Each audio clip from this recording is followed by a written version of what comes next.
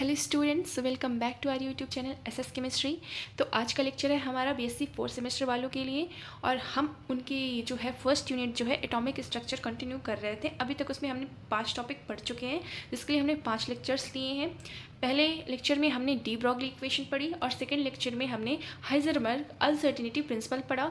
In third में Schrodinger wave equation, fourth में हमने पढ़ा था शायद significance of sine Sai square और फिफ्थ में फिर हमने किया था क्वांटम नंबर्स। तो आई होप आप वो सारी वीडियोस जो है देख के आए हैं, जिससे अब आज का टॉपिक हमारा रहने वाला है एटॉमिक ऑर्बिटल्स, यानी कि शेप ऑफ एटॉमिक ऑर्बिटल्स। जो एटॉमिक ऑर्बिटल्स होते हैं उनकी शेप क्या होती है, और साथ ही साथ अभी तक जो भी हमने ये टॉपिक्स पहले कवर कर चुके हैं उनसे रिलेटेड जितने भी टाइप ऑफ एमसीक्यू क्वेश्चन पूछे जा सकते हैं वो हमने एक प्रैक्टिस सेशन में प्रैक्टिस कर लिया था। Most important 20 MCQ questions. तो आप लोग एक बार वो वाला वीडियो देखकर क्वेश्चन प्रैक्टिस जरूर कर लें। तो ये तो हो गया उन बच्चों के लिए जिनके यूनिवर्सिटीज़ में जो है एमसीक्यू बेस्ड क्वेश्चंस पेपर होते हैं एवन सेमेस्टर वालों के। कहीं कहीं जो है अभी भी डिस्क्रिप्टिव पेपर होते हैं एवन सेमेस्टर के भी, तो उनके लिए तो ये ऑल ओवर रहने ही वाला है। बट वो बच्चे जिनके ऑब्जेक्टिव टाइप ऑफ पेपर होते हैं एवन सेमेस्टर के, वो ये ना सोचे कि उन्हें ये पूरा वीडियो देखने की ज़रूरत नहीं है। सिर्फ आप ये सोचो कि आप सिर्फ एमसीक्यू क्वेश्चन ही करके चले जाओ, आपको नंबर तो बेशक शायद अच्छे मिल जाएंगे, बट वो आप रट्टा मार के जाओगे, है ना। और जब आप रट्टा मारोगे तो कहीं ना कहीं आप उसमें ऑप्शंस में कंफ्यूज भी हो सकते हैं। बट जब आपको टॉपिक आता है, आपके कॉन्सेप्ट्स क्लियर है, तो उस टॉपिक से रिलेटेड कोई भी क्वेश्चन आ जाए आप उसे सॉल्व कर लोगे।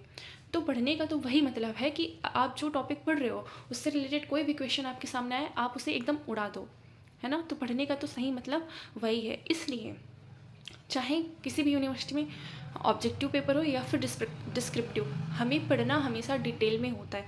रट्टू तोता कभी नहीं बनना, क्योंकि जब आप पढ़ोगे सीखोगे टॉपिक्स तो वो कहीं ना कहीं हमेशा काम आएगा। और आप बीएससी फोर्थ सेमेस्टर में हो, यानी कि बीएससी सेकेंड ईयर में, राइट। और फिर उसके बाद आप अभी भी गेट का एग्ज़ाम भी दे सकते हो, और आईटी जैम आपने सुना होगा, उसका एग्ज़ाम दे के आप किसी आईआईटी से एमएससी भी अपनी कर सकते हो। ये बहुत अच्छी अपॉर्चुनिटी होती है। तो उसमें उसके लिए आपको अपने सब्जेक्ट पे पकड़ होनी चाहिए, ठीक है।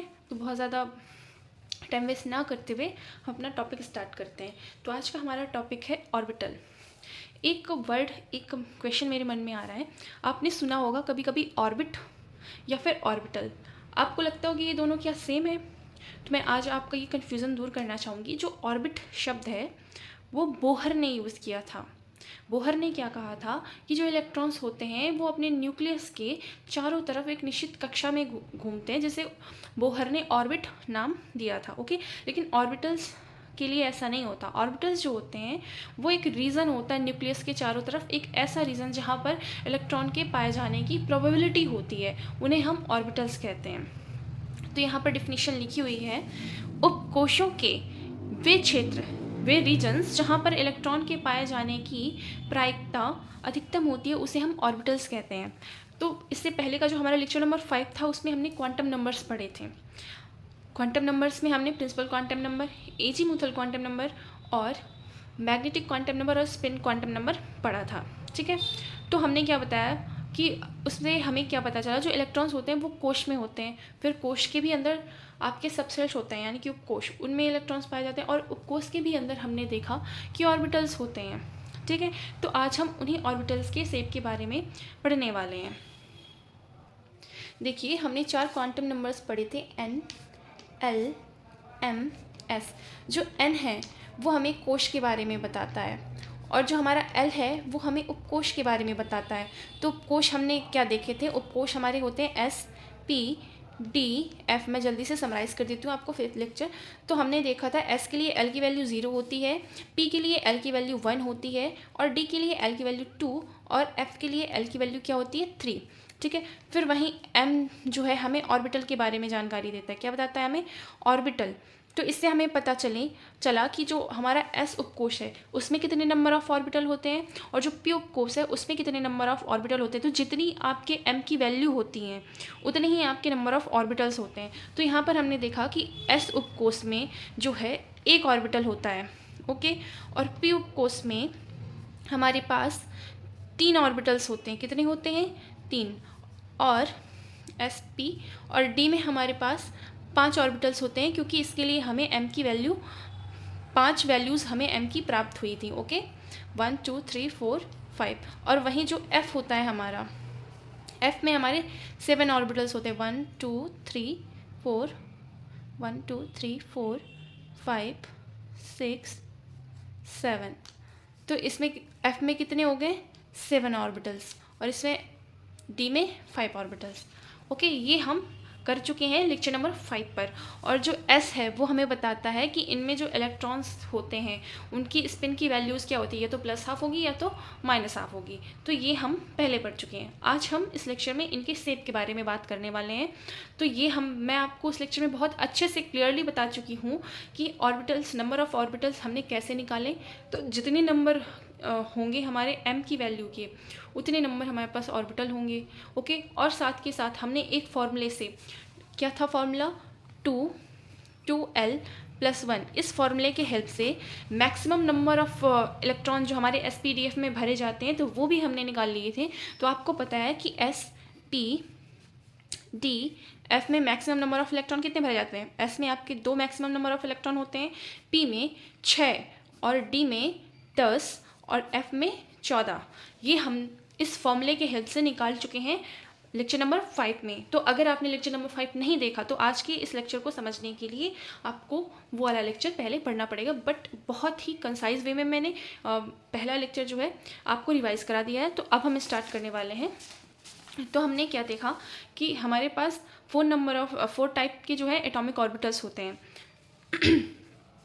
s orbital, p orbital, d orbital, f orbitals. Orbitals क्या है, जहाँ पर इलेक्ट्रॉन के न्यूक्लियस के चारों तरफ ऐसा स्थान है जहाँ पर इलेक्ट्रॉन के पाए जाने की प्रायिकता ज़्यादा होती है, उन्हें हम ऑर्बिटल्स कहते हैं। ओके, तो s ऑर्बिटल की शेप की अगर हम बात करते हैं तो जो s ऑर्बिटल होता है वो स्फेरिकल होता है, यानी कि गोलाकार होता है, और इसमें सेंटर ऑफ सिमेट्री प्रेजेंट होती है। सेंटर ऑफ सिमेट्री का मतलब क्या होता है कि आप कहीं से भी प्लेन डालो वो बराबर हिस्से में जो है डिवाइड हो जाए। ओके, तो उसे हम सेंटर ऑफ सिमेट्री कहते हैं। सेंटर से जो अगर जैसे ये आपका यहाँ पर s ऑर्बिटल है, यहाँ पर क्या दिखाई हुई है, s ऑर्बिटल की शेप। अगर आप इसके सेंटर से एक लाइन पास करो, फिर उसके बाद देखो कि ये 2 इक्वल हाफ में बट रहा है। अगर आप इसके सेंटर से यहाँ से लाइन पास करोगे तो आप देखोगे ये 2 इक्वल हाफ में बट रहा है, यानी कि दोनों तरफ ये सेम है।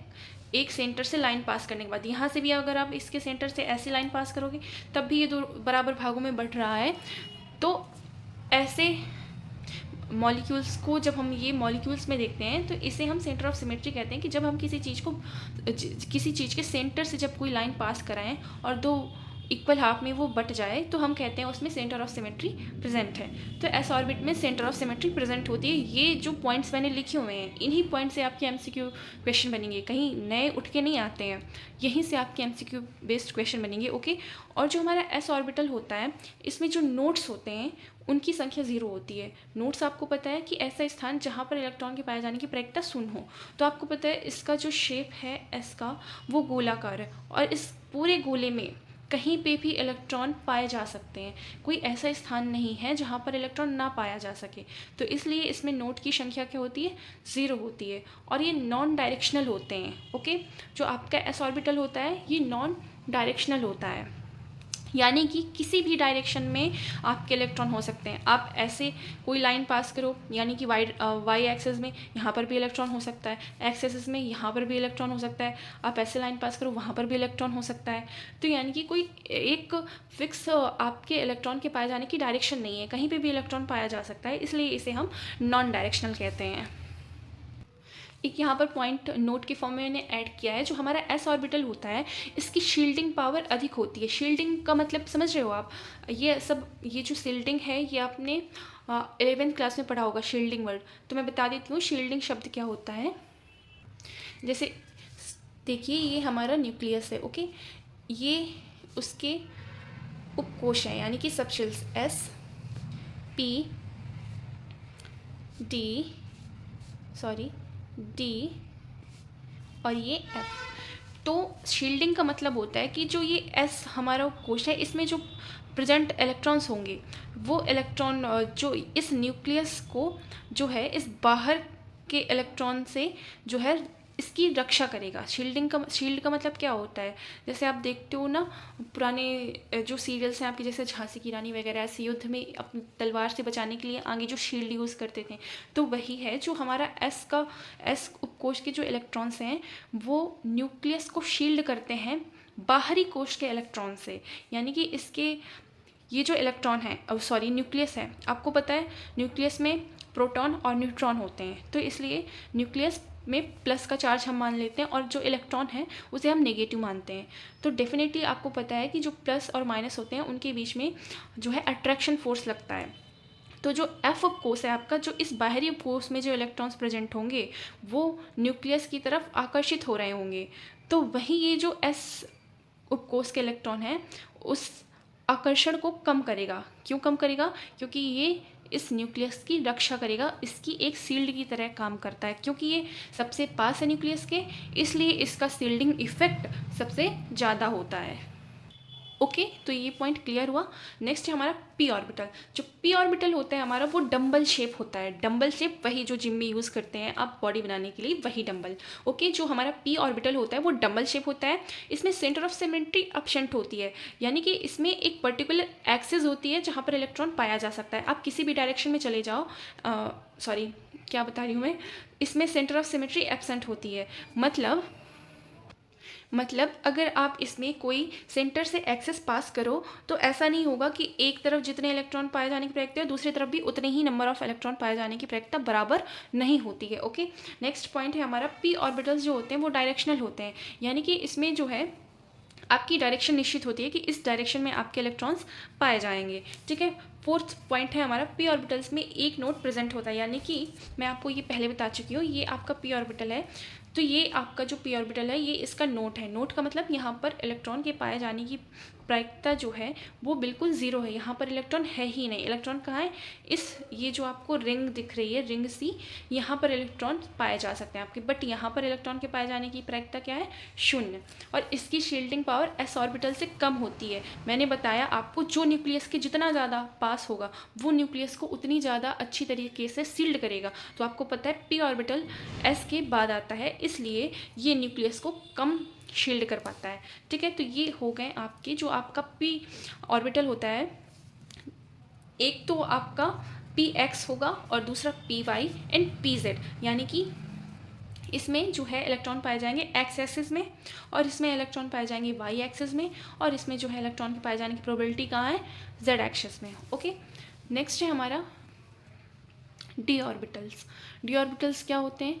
ये जो हमारा डी ऑर्बिटल है ये डबल शेप्ड होता है। अभी हमने देखा जो पी ऑर्बिटल था वो डबल शेप है, और जो डी ऑर्बिटल है ये डबल शेप है। तो डी ऑर्बिटल में 2 नोड्स होते हैं, एस में एक भी नोड्स नहीं होते, पी में एक नोड होता है और डी में 2 नोड्स होते हैं। इसमें 5 ऑर्बिटल होते हैं और उन ऑर्बिटल्स के नाम है D X Y, D Y Z, D Z X, D X square Y square, D Z square. तो इसमें ये जो आपके D X Y, D Y Z, D Z X हैं, इनको हम कहते हैं non axial orbital. Non axial orbital का मतलब क्या है कि जो दोनों आपके इसमें जो लोब्स होंगे वो दोनों एक्सिस के बिटवीन में होंगे, और जो एक्सियल ऑर्बिटल है, एक्सियल ऑर्बिटल का मतलब होता है कि जो दोनों लोब्स होंगे वो एक्सियल में ही होंगे। मतलब ये मैं आपको डायग्राम में बताती हूँ कैसे। देखिए ये है आपके non axial orbitals, D X Y, D Y Z, D X Z. आप देख रहे हो इसमें ये जो लोब्स हैं ये बिटवीन दी एक्सिस हैं, यानी कि एक्स और आपका ऑर्बिटल क्या है? डी एक्स वाई, तो इसके लोब्स जो हैं एक्स और वाई के बीच में हैं, तो इसे हम नॉन एक्सियल ऑर्बिटल कह रहे हैं। उसी प्रकार जो डी वाई जेड है हमने इसे वाई एक्सिस का नाम दे दिया, इसे जेड एक्सिस का नाम दिया, और इनके बीच में ये लोब्स हैं। और वैसे ही आपका डी एक्स जेड है, और ये आपके वो ऑर्बिटल्स हैं जो एक्सियल ऑर्बिटल्स कहलाते हैं। D X square Y square, इनके जो लोब्स हैं वो एक्सिस में ही हैं, यानी कि ये जो एक्स एक्सिस है इसी के ऊपर ओवरलैप कर रहे हैं आपके लोब्स, और यहाँ पर वाई एक्सिस में भी जो है ओवरलैप कर रहे हैं ये लोब्स। तो इसका नाम क्या हो गया? D X square Y square. और वहीं ये क्या है हमारा? D Z square. इसमें क्या होता है, एक लोब आपका जेड एक्सिस में दिखाई देगा और जो आपका दूसरा लोब होता है वो रिंग के फॉर्म में दिखाया जाता है। और वही दूसरी बात नेक्स्ट और सबसे लास्ट हमारा है एफ ऑर्बिटल। एफ ऑर्बिटल जो होता है इसकी शेप बहुत ही कॉम्प्लिकेटेड होती है। अभी तक इसकी प्रॉपर जो है शेप का पता नहीं चल पाया है। इसमें 7 ऑर्बिटल्स होते हैं। 7 ऑर्बिटल्स कैसे होते हैं, तो m की जितनी वैल्यूज़ होंगी उतने नंबर ऑफ ऑर्बिटल्स होते हैं, ये मैं आपको पहले बता चुकी हूँ। तो इसके लिए m की वैल्यू 7 प्राप्त होती हैं, इसलिए इसमें 7 ऑर्बिटल्स होते हैं। तो आज के इस लेक्चर में हमारा shape of atomic orbitals cover हो गया।